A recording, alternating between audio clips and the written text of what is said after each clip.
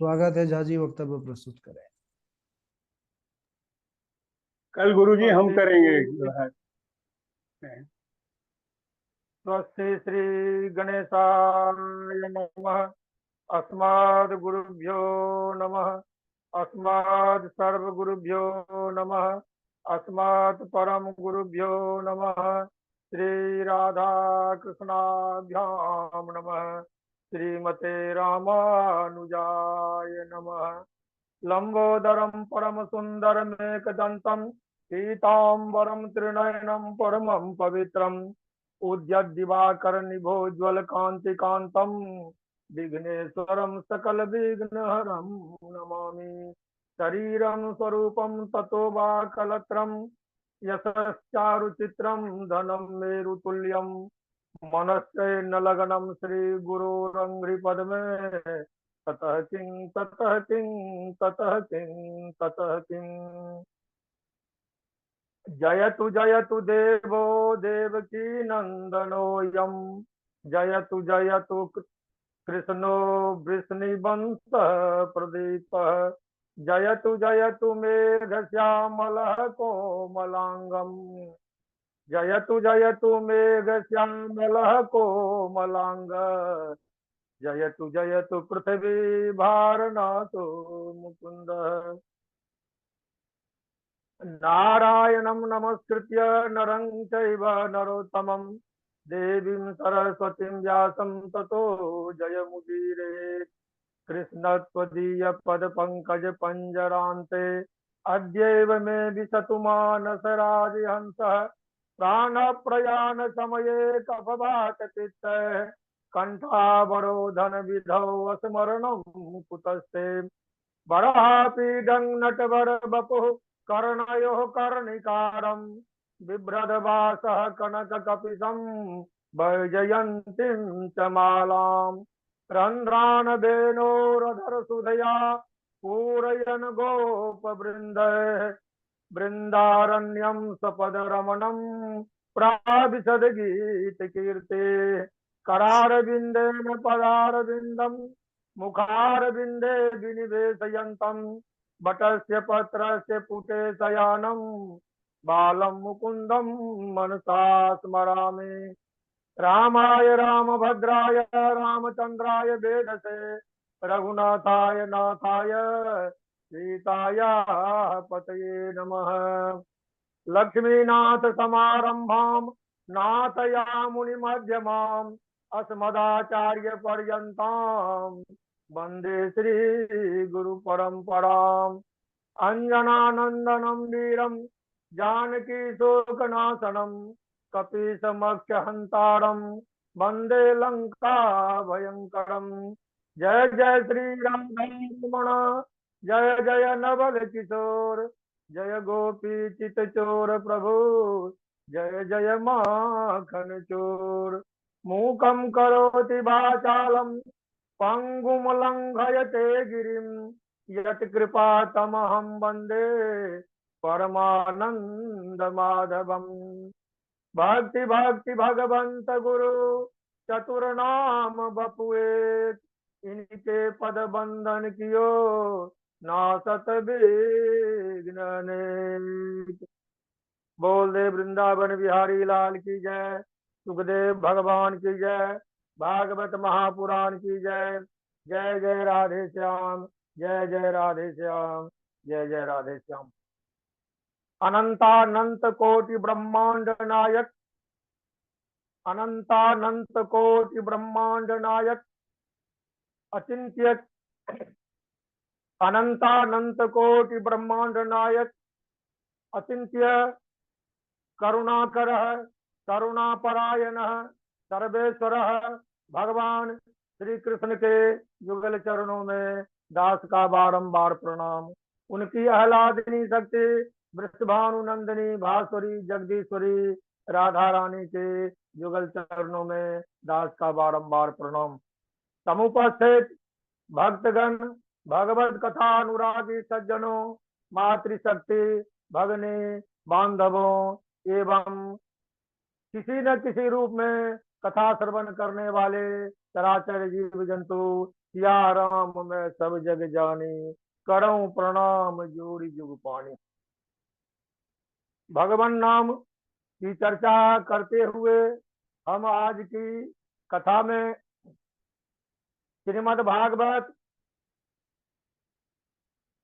की रचना कब हुई, किसने की और किससे प्रेरणा लेकर की गई, इसी क्रम में हम आगे बढ़ेंगे। तो भगवान के गुणों की चर्चा करने से पहले भगवान का नाम हम 2-4 बार लेते हैं, उसके बाद हम कथा को आगे बढ़ाएंगे।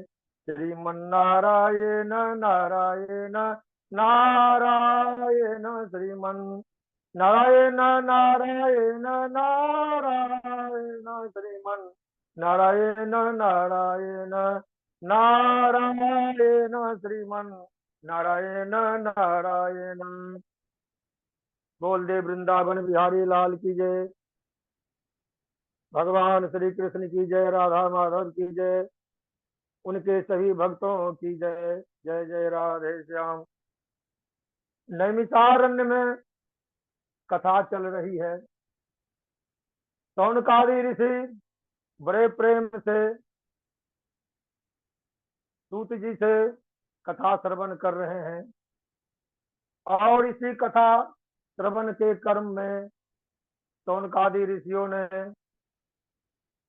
सूत जी से प्रश्न करते हैं कि हे सूत जी, आपके पास तो अथाह ज्ञान है, आपने चारों वेदों का अध्ययन किया है, सभी धर्म ग्रंथों का अध्ययन किया है, इतिहास पुराणों का अध्ययन किया है, इसलिए आप हमें वह कथा सुनाइए जो जिस कथा को महामुनि सुखदेव जी ने परीक्षित को सुनाया था।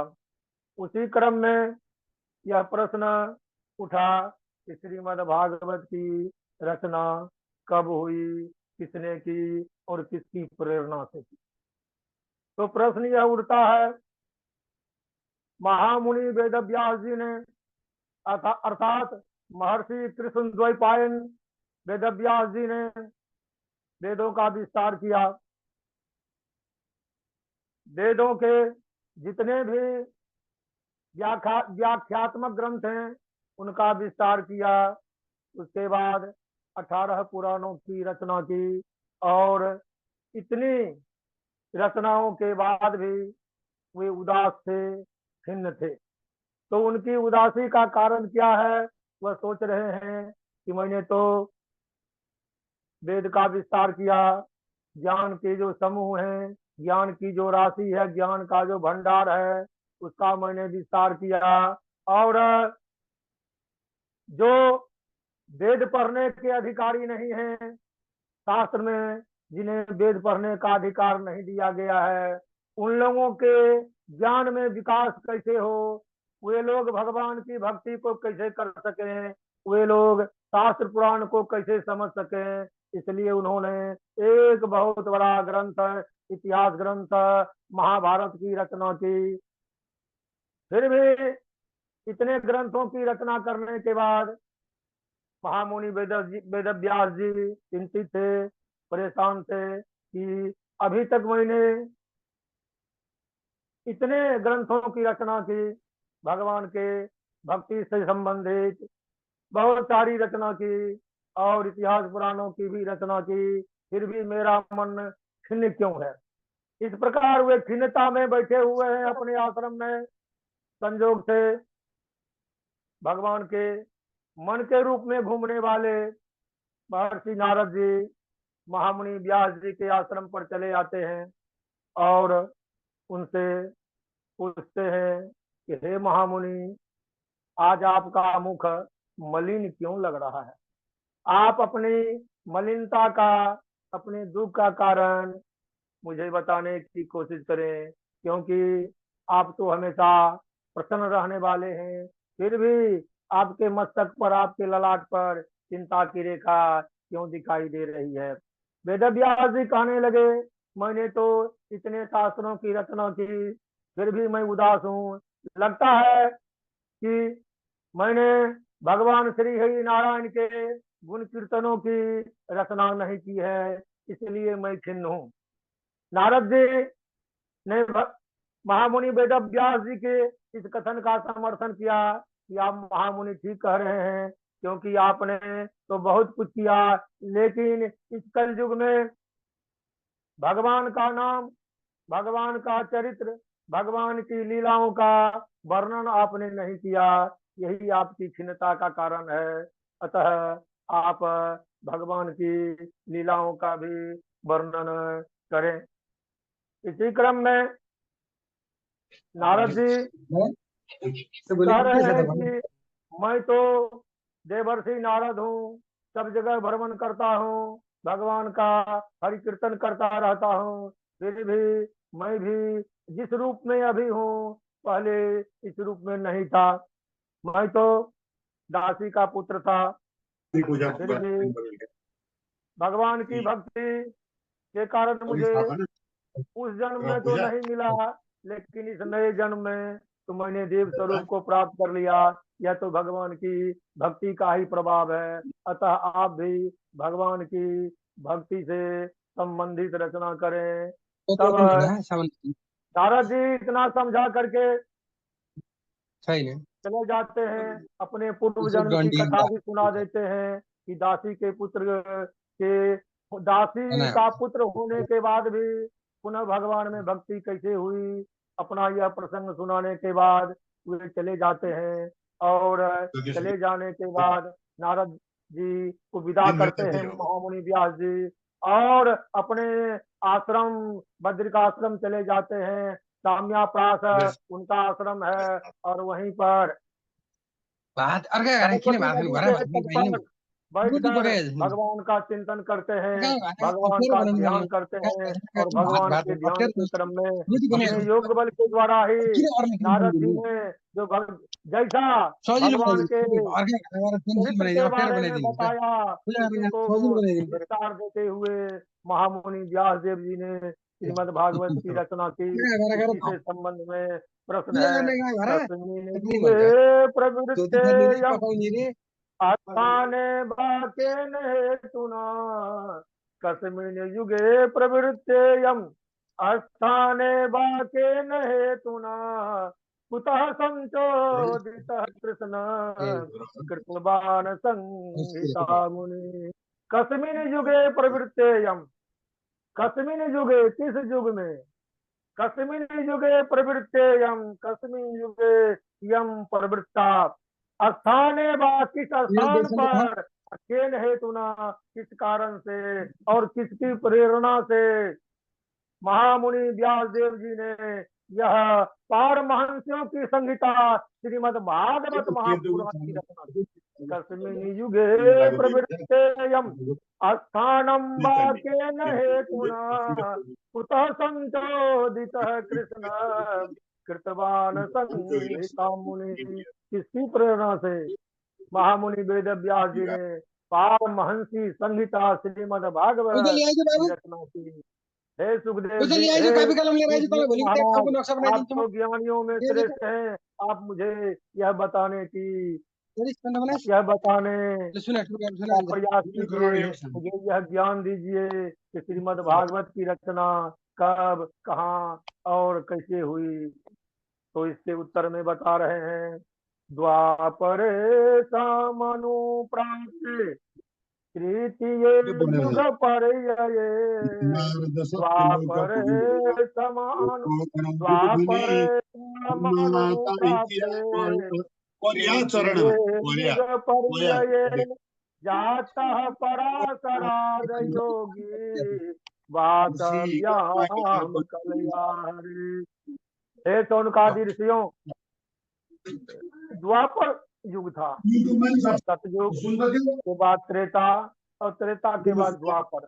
द्वापर युग का भी तीसरे चरण, प्रथम चरण बीत गया, दूसरा चरण भी बीत गया, और जब तीसरा चरण चल रहा था उस समय भगवान पराशर के द्वारा वासवी के गर्भ से, भगवान पराशर के द्वारा वासवी के गर्भ से, वासव्याम, वासवी के गर्भ से भगवान श्री हरि के अंशावतार के रूप में महामुनि वेद व्यास जी का प्रादुर्भाव हुआ।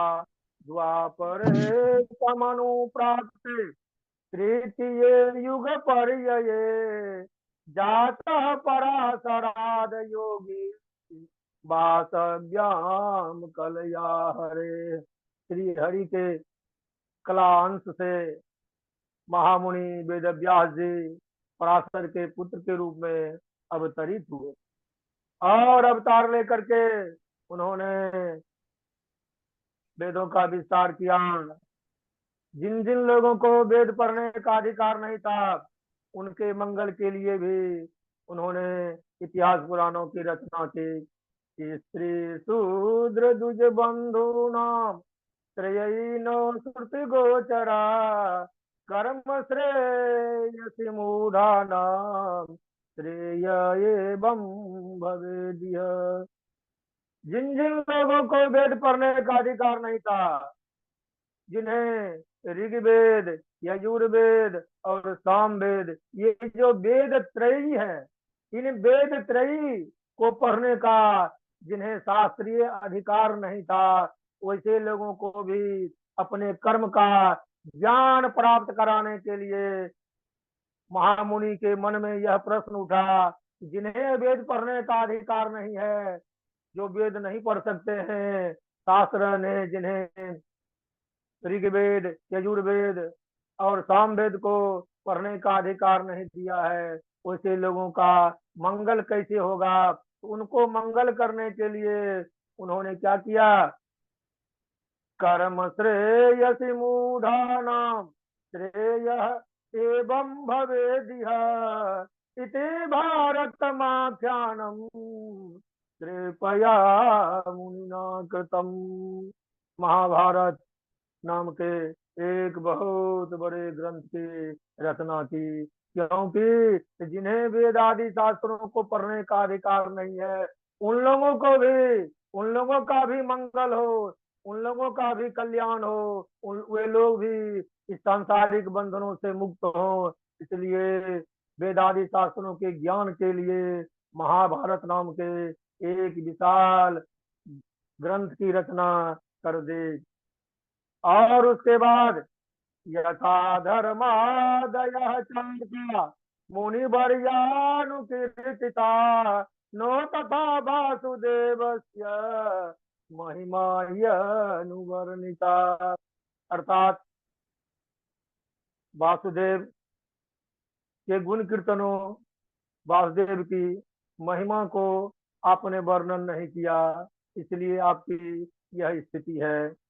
आगे कह रहे हैं, नैष्क्रम्यम अपि अच्युत भाववर्जितम, नैष्क्रम्यम अपि अच्युत भाववर्जितम न शोभते ज्ञानमलं निरंजनम।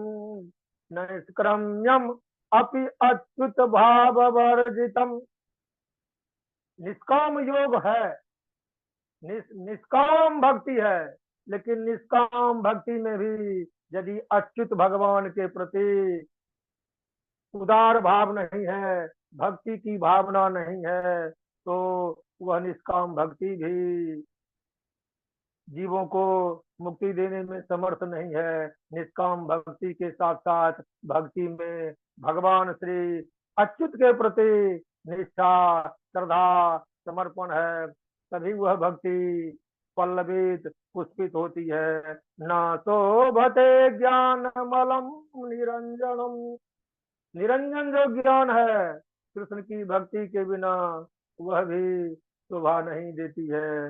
इसलिए कुतः पुनः सस्वद भद्रम, कुतः पुनः सस्वद भद्रम ईश्वरे न चार्पितम कर्म यद्य कारणम। तो ईश्वर भगवान श्री कृष्ण है, ईश्वर के प्रति समर्पण का भाव यदि नहीं हुआ तो वह भक्ति पल्लवित नहीं होती है, पुष्पित नहीं होती है। तो उस भक्ति को पल्लवित, पुष्पित करने के लिए निष्काम भक्ति के साथ साथ उस भक्ति में भगवान श्री कृष्ण का चिंतन आवश्यक है। तो भगवान कृष्ण का जो चिंतन है वही श्रीमद् भागवत महापुराण है, क्योंकि भगवान का चिंतन ही मानव को इस संसार से मुक्त करने में समर्थ है।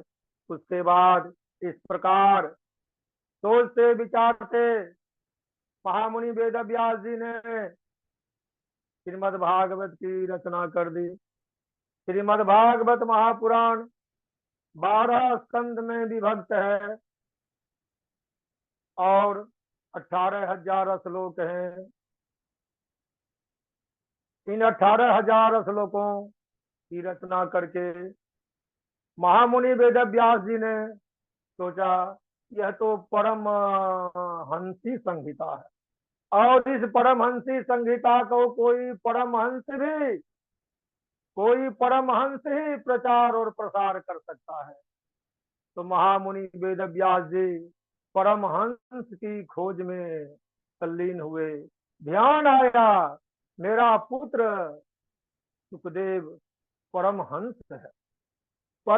है और यदि सुखदेव जी को श्रीमद् भागवत शास्त्र का अध्ययन कराया जाए तो श्रीमद् भागवत की जो कथा है और वह कथा जब सुखदेव मुनि के मुंह से निकलेगी तब तो वह कलिमल को हरण करने वाली ही कथा होगी। इसलिए महामुनि वेद व्यास जी ने अपने कुछ होशियार शिष्यों को बुलाया और उन्हें कुछ श्लोक याद कराया और कहा हे प्यारे शिष्यों, आप लोग जंगल में जाएं, वहां जाएं जहां मेरा पुत्र परमहंस सुखदेव तपस्या में लीन है। आप उनके पास जाएं और उन्हें मेरे इन श्लोकों को सुनावें और जब मेरे इन श्लोकों को सुनेंगे उसके बाद वे निश्चित ही मेरे पास आएंगे। तो दोनों व्यास मुनि के शिष्य जंगल में भटकने लगे, खोजने लगे कि महामुनि सुखदेव जी कहाँ हैं। संजोग से खोजते खोजते जंगल में महामुनि सुखदेव जी का दर्शन हो गया और जहाँ सुखदेव जी ध्यान लगाकर परमपिता परमेश्वर अखंड ब्रह्मांड स्वरूप भगवान में अपने मन को लगाए हुए थे, उसी समय शिष्यों ने श्रीमद् भागवत के श्लोकों को पढ़ना शुरू किया। श्रीमद् भागवत का श्लोक सुखदेव महामुनि सुने। क्या सुना रहे हैं महामुनि व्यास जी के शिष्य?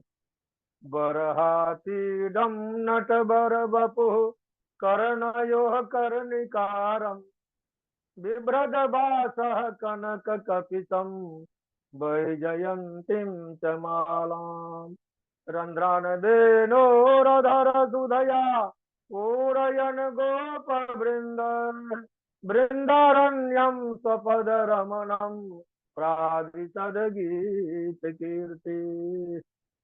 करे हैं भगवान के स्वरूप का वर्णन करते हैं और भगवान का ऐसा मनोहर स्वरूप का वर्णन करते हैं कि महामुनि सुखदेव जी जो मुनियों के भी मुनि हैं, गुरुओं के भी गुरु हैं, वे भगवान श्री कृष्ण के इस अद्भुत सौंदर्य को सुन करके मोहित होते हैं। श्लोक का बहुत सुंदर भाव है। भगवान कृष्ण के माथे पर मुकुट पर मोर के पंख लगे हुए, बहुत सुंदर शोभायमान हो रहा है। बरहा पीडम नटवर बपू भी नटवर की तरह है। नटवर रंग मंच में पर जो नृत्य का प्रदर्शन करने वाले नट होते हैं, नटवर अर्थात नटों में जो वर हैं, वर यानी श्रेष्ठ। नट तो सब है लेकिन नटवर कौन है? भगवान श्री कृष्ण है। बरहातीडम नटवर बपु बपु शरीर किसका स्वरूप है? नट का, यानी नट में जो वरिष्ठतम नट है, सर्वश्रेष्ठ नट है, वे भगवान श्री कृष्ण है। उनका तो स्वरूप ही है नटवर का है, क्योंकि वो तो ये इस संसार को स्वयं तो नटवर की तरह नृत्य करते ही रहते हैं, अपने पीछे सारे संसार को भी नचाते रहते हैं। वरापीडम नटवर बपु कर्णयो कर्णिकारम, कर्णयो कृष्णस्य द्वयोः कर्णयोः, भगवतः श्री कृष्णस्य द्वयोः कर्णयोः कर्णिकारम पुष्पम शोभते। भगवान श्री कृष्ण के दोनों कानों पर कनेर के फूल शोभायमान है। बहुत सुंदर पीला पीला कनेर का फूल है जो उनके कानों पर शोभायमान है। इसमें एक प्रश्न भी उठता है, कान दो है और कनेर के फूल का प्रयोग एक ही किया गया है। बरहापीडम नट बर बपु कर्णयो कर्णयो, उभयो कर्णयो, दोनों कान है, लेकिन कर्णिकारम आ गया। कर्णिकारम एक वचन है, फूल तो एक ही है, कान दो है, लेकिन एक ही फूल कभी इस कान पर कभी उस कान पर। तो उनका लक्ष्य है, उनका उद्देश्य है कि मैं जिधर जा रहा हूँ और जिधर से आऊंगा इसका संकेत अपने ग्वाल वालों को, अपनी गोपियों को दे देते हैं। वह जो फूल है, बाईं ओर जाना है या दाईं ओर जाना है, उसका संकेत कान पर रखे हुए कनेर के फूल दे देते हैं। कर्णयो कर्णिकारम बिभ्रदवास, बिभ्रदवास कनक कपिसम बिभ्रदवास। बिभ्रद में धारण किए हुए हैं, ध्री धातु धारणे, बिभ्रदवास वस्त्रम, कपड़ा, कैसा कपड़ा, बिभ्रद बास कनक कपिसम, बहुत सुंदर पीला वस्त्र धारण किए हुए, और गले में वैजंती माला शोभायमान हो रहा है। बिभ्रद बास कनक कपिसम वैजयंतीम च मालाम, रंध्रान बेनोरधर सुधया, अधर सुधया, अपने दोनों अपने ओठों पर वेणु यानी बांसुरी रखे हुए हैं, और उस बांसुरी में जो फूंक मारते हैं और उससे जो मधुर आवाज निकलती है, राधे राधे राधे राधे, बोल दे नटवर भगवान की जय। और उनके मुंह से जो मधुर बांसुरी की आवाज आती है वह तो सारे संसार को मोहित करने वाली है। उस आवाज में कौन नहीं खो जाएंगे, कहना कठिन है। अर्थात सारा संसार भगवान के बांसुरी की आवाज के आगे मोहित हो जाते हैं।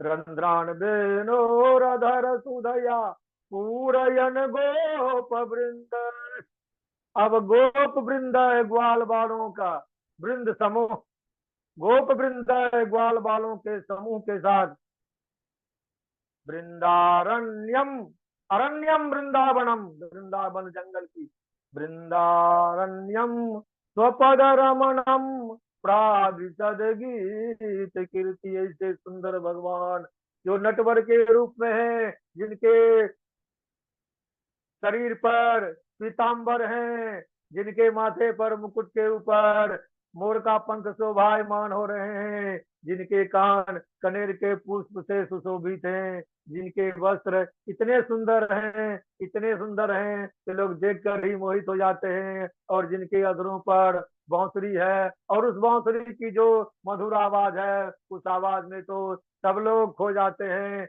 ऐसे नटवर बपू भगवान कृष्ण ग्वाल बालों के साथ वृंदावन में वृंदारण्यम स्वपद रमणम, स्वपद रमणम, स्वपद, अपने आप में रमन करने वाले, दूसरों को दूसरे में रमन नहीं करते, वे तो आत्मा राम है, अपने आप में रमन करने वाले हैं। अपने आप में रमन करने वाले भगवान श्री कृष्ण वृंदावन में ग्वाल बालों के साथ प्रवेश कर रहे हैं।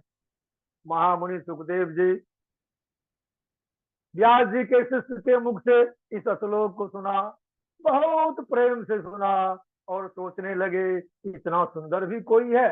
यदि इतना सुंदर यदि किसी का स्वरूप है तब तो बहुत सुंदर है।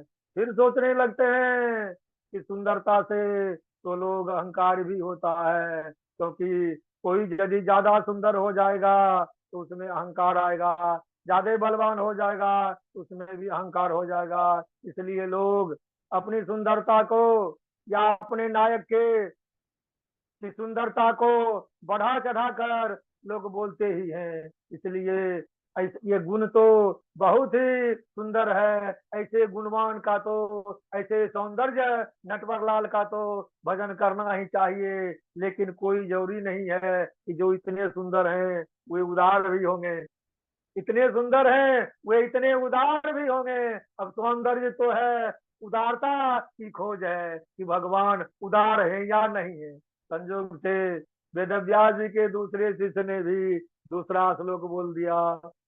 अहो बकीयं सनकालकूटं जिघांसयापा यद जिघांसयापाय यदप्यसाध्वे। अहो बकीयं, अहो बकी, यम बकी, बकी बकासुर की बहन पूतना अपने स्तनों में कालकूट जहर लगा करके आई है। उद्देश्य है भगवान को मारने का, लेकिन जो आई है दूध पिलाने आई है। दूध तो अपने बच्चों को माँ ही पिलाती है, माँ पिलाती है, मौसी पिलाती है। और जो दूध पिलाती है उसे तो माँ का दर्जा प्राप्त है। भगवान ने सोचा, अहो बकी स्तन कालकूटम, अरे यह तो राक्षसनी पूतना है, उसमें भी उसने अपने स्तनों पर कालकूट जहर लगा कर आया है। और अपायद पिला दिया, अपायद पिला दिया। क्या पिला दिया? जहर लगे हुए स्तन को भगवान के मुख में डाल दिया, अपायद पिलाया। यद्यपि असाध्वी, वह असाध्वी है, उसका जो यह काम है वह साधु साध्वी का काम नहीं है। उनका इस पुतना का, इस का जो काम है वह तो असाधु ही है, साधु स्वरूप में नहीं है। उसका काम निंदनीय है, क्योंकि उसका उद्देश्य जीवन रक्षा के लिए नहीं है, उसका उद्देश्य तो भगवान को मारने के लिए है। लेकिन उसने तो दूध पिलाया है। माता का उद्देश्य होता है, माँ जब अपने बच्चों को दूध पिलाती है तो पिलाने के साथ साथ उसके मंगल की कामना करती है, उसके दीर्घ जीवन की कामना करती है। भगवान से प्रार्थना करती है कि मेरे स्तन के जो दूध है वह अमृत तुल्य हैं और बच्चे पी करके दीर्घायु हो, स्वस्थ हो। अहो बकीयं स्तन कालकूटं जिघांसयाद अपायद यदप्य असाध्वी। अहो बकीयं स्तन कालकूटं जिघांसयापाय यदप्यसाध्वी। यह असाध्वी जिघांस, हंतुम इच्छति जिघांस, मारने की जिघांसया, जिघांसा मारने की इच्छा, जिघांसा सया, जिघांसया मारने की इच्छा से अपायद पिला दिया। कालकूटम विषम अपायद, कालकूट जहर भगवान को पिला दिया, जीवन के लिए नहीं मरण के लिए पिलाया। जिघांसया अपायद यत अपि असाध्वी, यत अपि असाध्वी, असाध्वी पूतना मारने की इच्छा से भगवान को पिला दिया। क्या पिला दिया? कालकूट जहर लगा हुआ स्तन का दूध पिला दिया।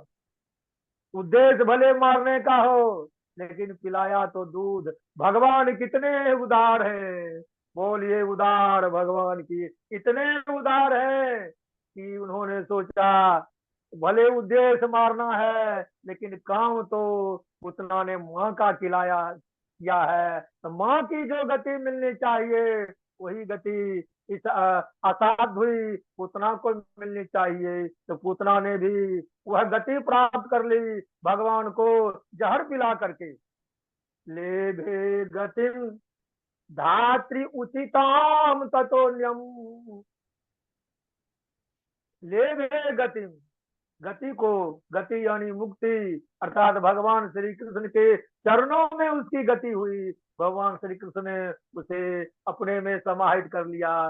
ले भे गतिम धात्रुचिताम ततोन्यम कंबा दयालुम चरणम ब्रजेमा।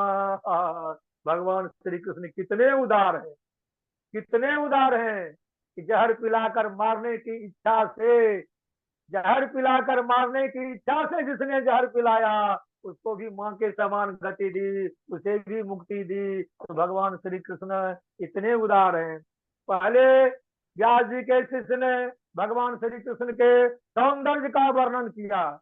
भगवान श्री कृष्ण का सौंदर्य कैसा है, तो सौंदर्य से तीनों लोक मोहित होने वाला है, क्योंकि उनका सौंदर्य ही ऐसा है जो कौन मोहित नहीं हो सकता है। लेकिन उदार कितने हैं वह तो वेद व्यास जी ने इस श्लोक में सिद्ध कर दिया कि जहर पिलाकर जो मारने की इच्छा से आई है और मारने के लिए जिसने जहर पिला दिया है, और जिसने अपने स्तन का दूध पिलाया, अपने स्तन का दूध माँ अपने पुत्र के अलावे दूसरा किसी को नहीं पिला सकती है, तो माँ बनकर आई है। इसलिए भगवान ने पूतना को वही गति प्रदान कर दी जो गति भगवान सर्वोत्तम भक्त को प्रदान कर देते हैं। तो पूतना को भी सदगति मिल गई।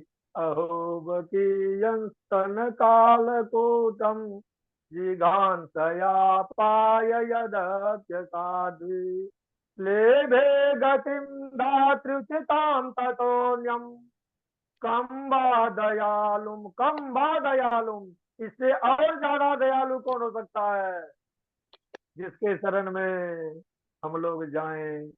कम्बा दयालुम शरणम ब्रजेम वयम सर्वे वयेम, वयम सर्वे भगवत श्री कृष्ण से शरणम ब्रजेम, हम उनके शरण में जाएं।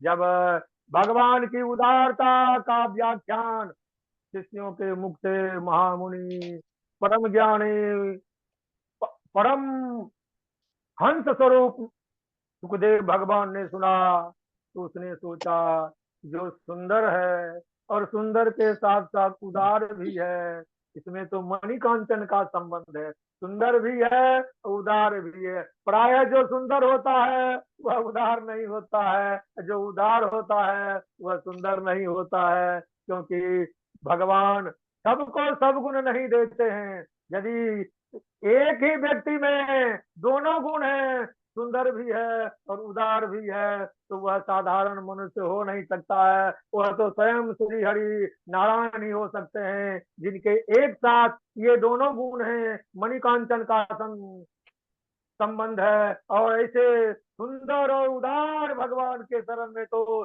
जाना ही चाहिए। तुरंत सुखदेव मुनि आसन से उठ जाते हैं और दोनों शिष्यों को बुलाते हैं। अरे बताओ, अरे बताओ, और बोलो, और बोलो, और श्लोक सुनाओ। तो शिष्यों ने कहा, हे महामुनि मेरा अपराध क्षमा करें, गुरु जी ने तो मुझे यही दो श्लोक याद कराया है, और गुरु जी के पास तो 18,000 श्लोक हैं, और सब श्लोक इसी प्रकार भगवान के सौंदर्य से भरा हुआ है, और भगवान की उदारता उसमें भरी हुई है। भगवान का सौंदर्य भी उसमें है और भगवान की उदारता भी है। सौंदर्य और उदारता दोनों से युक्त जो महामुनि वेद व्यास जी का 18,000 श्लोक है, वह तो पढ़ने योग्य है ही, उसका एक एक अक्षर याद करना चाहिए। लेकिन महामुनि वेद व्यास जी ने मुझे दो ही श्लोक सुनाया है,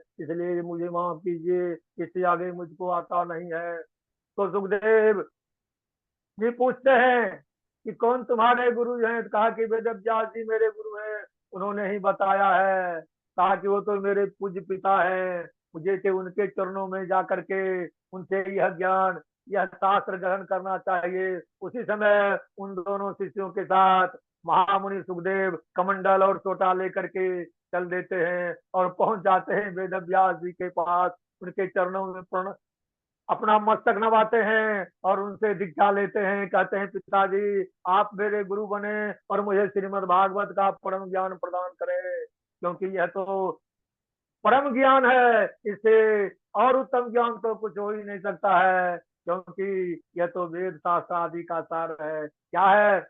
निगम कल्प तरोर गलितम फलम, यह तो कल्पतरु का पका हुआ सिझा हुआ फल है। यह ज्ञान तो मैं अवश्य लूंगा, इसलिए मुझे यह ज्ञान देने का कृपा करें। महामुनि वेद व्यास जी तो इसी शुभ मुहूर्त की प्रतीक्षा में थे कि मेरे परमहंस सुखदेव आ जाता है, उसे मैं यह पारमहंसी संहिता जो है, पारमहंसी संहिता, परमहंसी पारमहंसी, परमहंसी पारमहंसी, यह जो परमहंस सुखदेव हैं और पारमहंसी संहिता श्रीमद् भागवत महापुराण है, तो परमहंस को ही पारमहंसी संहिता देना उचित है, क्योंकि परमहंस परमहंस सुखदेव मुनि हैं और यह जो संहिता है पारमहंसी संहिता है, तो परमहंस को पारमहंसी संहिता का अध्ययन महामुनि वेद व्यास जी ने कराया और महामुनि वेद व्यास जी सुखदेव जी को श्रीमद् भागवत महापुराण कंठ कराया। और सुखदेव महामुनि तो जन्म से ही उन्हें ज्ञान की जरूरत नहीं है, वे तो महाज्ञानी हैं, उनको पढ़ने में समझने में थोड़ी भी देर नहीं लगी और पूरा महाभारत अपने पिता से सीख लिया। यही श्रीमद् भागवत महापुराण है। निगम कल्पतरोर गलितम फलम सुखमुखादमृत द्रव संयुतम पिबत भागवतम रसमालयम मुहुरहो रसिका भुवि भावुका। रसिक लोग कभी पीने से अघाते नहीं हैं, तो महामुनि सुखदेव जी भी श्रीमद् भागवत के रस को पीने से कभी अघाते नहीं है। और वे तो हर हमेशा जहाँ कहीं भी कोई भी श्रीमद् भागवत की कथा सुनना चाहते हैं, सुनने की इच्छा रखते हैं, उनको तो महामुनि श्रीमद् भागवत की कथा सुनाते ही हैं। जिस प्रकार महाराजा परीक्षित को महामुनि सुखदेव जी ने श्रीमद् भागवत की कथा सुनाई, तो श्रीमद् भागवत की कथा क्या है? स्वर्गे सत्ये च कैलासे, स्वर्गे सत्ये च कैलासे, वैकुंठे नो अस्ति अयम रस। स्वर्गे सत्ये च कैलासे, वैकुंठे नो अस्ति अयम रस। अतः पिबन्तु सद्भाग्या मामुंचत करहिते। यह जो श्रीमद् भागवत की कथा है, यह स्वर्ग में भी उपलब्ध नहीं है, सत्यलोक में भी उपलब्ध नहीं है, और भगवान शिव का धाम जो कैलाश है वहां भी नहीं है, वैकुंठ में नहीं है। तो यह श्रीमद् भागवत की कथा है कहाँ? तो भगवान श्री कृष्ण जब धराधाम का त्याग करके चले गए थे, तो अब अपना स्वरूप इसी श्रीमद् भागवत में निहित करके गए थे। यह श्रीमद् भागवत तो धरा पर, पृथ्वी पर छोड़ करके भगवान गए हैं, तो कहाँ मिलेगा? इसी धरती पर मिलेगा। स्वर्गे सत्ये च कैलासे, वैकुंठे नास्ति अयम रस। अतः पिबन्तु सद्भाग्या। अतः इसलिए हे भाग्यशाली लोग, जिनके भाग्य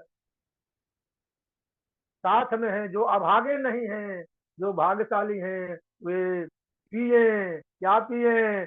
अयम रस है, यह जो रस है श्रीमद् भागवत एक रस के समान है, इस ठोस नहीं है, रस है, निगलने में दिक्कत नहीं है, चबाने की कोई जरूरत नहीं है, सीधे मुंह में डालेंगे घटाघट चला जाएगा। इस रस को पिएंगे, मुंह से नहीं पीते हैं। भगवान ने दो कान दिए हैं इस रस को पीने के लिए। इन दोनों करणों से हम श्रीमद् भागवत कथा रस का पान करेंगे, क्योंकि श्रीमद् भागवत की कथा तो केवल पृथ्वी लोक पर ही सुलभ है, और बाकी अन्य जो लोक हैं वहां तो श्रीमद् भागवत की कथा दुर्लभ है। स्वर्गे सत्ये च कैलासे, वैकुंठे नास्ति अयम रस। अतः पिबन्तु सद्भाग्या मामुंचत करहिते। किसी भी परिस्थिति में इसे मत छोड़ो, मत छोड़ो। जहाँ कहीं भी श्रीमद् भागवत की कथा हो रही है, तो भाग्यशाली जो लोग हैं वे भर आह पीते हैं, थक कर पीते हैं, पीते रहते हैं, पीते रहते हैं। तो भगवान की जो कथा है इससे तो पीना ही चाहिए, क्योंकि कथा पीने के जो की जो प्यास है, यह प्यास मिटनी नहीं चाहिए। जब तक यह प्यास बनी रहेगी तब तक हम भगवान के गुण कीर्तनों की का, भगवान की लीलाओं का स्मरण करते रहेंगे। और भगवान के स्मरण में जादृशी मति तादृशी गति, यदि मति भगवान में है तो गति भी भगवान ही देंगे। यदि मति भगवान की है तो गति भगवान की होगी, भगवान के चरणों में गति होगी।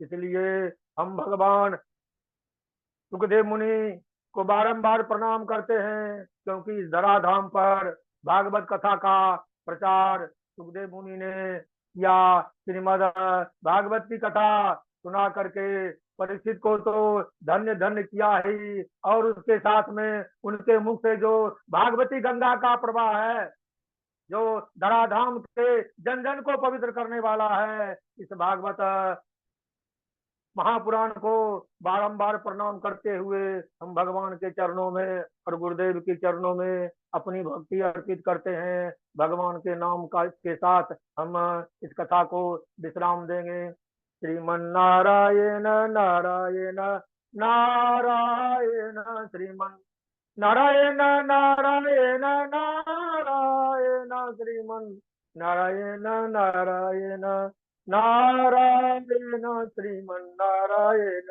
नारायण। बोल दे वृंदावन बिहारी लाल की जय। नटवर स्वरूप धारण करने वाले भगवान की जय। पूतना का उद्धार करने वाले भगवान की जय। जय हो जय हो। गुरुदेव के चरणों में साधु मैं साधु कथा साधु को समर्पित करता हूँ। साधु जय साधु श्री साधु जय साधु साधु। साधुवाद। हमारे झाजी की जय हो, मैं व्यास जी महाराज की जय हो। वाह भाई, एकदम धन्यवाद गुरु जी, गणेश धन्यवाद। डॉक्टर गणेश साहब को भी धन्यवाद। आज तो गणेश मैं भैया की जय। बहुत आज तो मैं कथा बहुत कहने की मन से तैयार नहीं था, फिर भी भगवान की इच्छा हुई, उनकी प्रेरणा हुई, इसलिए जो बहुत हुआ जैसे हुआ। बहुत अमृत दूध का पान कराया आपने। मैं तो एक चित्त होकर के घटाघट पीता रहा प्रभु। आपकी जय हो। जय हो जय हो। डॉक्टर साहब की जय हो। सभी लोग बड़े प्रसन्न हैं जाजी, एकदम हम भी एकदम तन्मय हो गए भाई, रोम रोम पुलकित तो हो गए। हाँ, जय हो। ऐसी धारा बहाते हैं कि सब उसमें गोता लगाते ही है। हाँ, ये तो आपकी कृपा है गुरु जी। हम तो वो भागवत से बहुत दूर थे, लेकिन आपकी कृपा हुई, जो इस शास्त्र में प्रवेश गौतम हुआ। गौतम जी एक हमारे भजन सुनाते हैं जाजी कि राम नाम जी गंगा बही चली जाए, उसमें कोई कोई नहाए। तो वैसे ही है। हाँ, एकदम आनंद हो गया आज तो बहुत।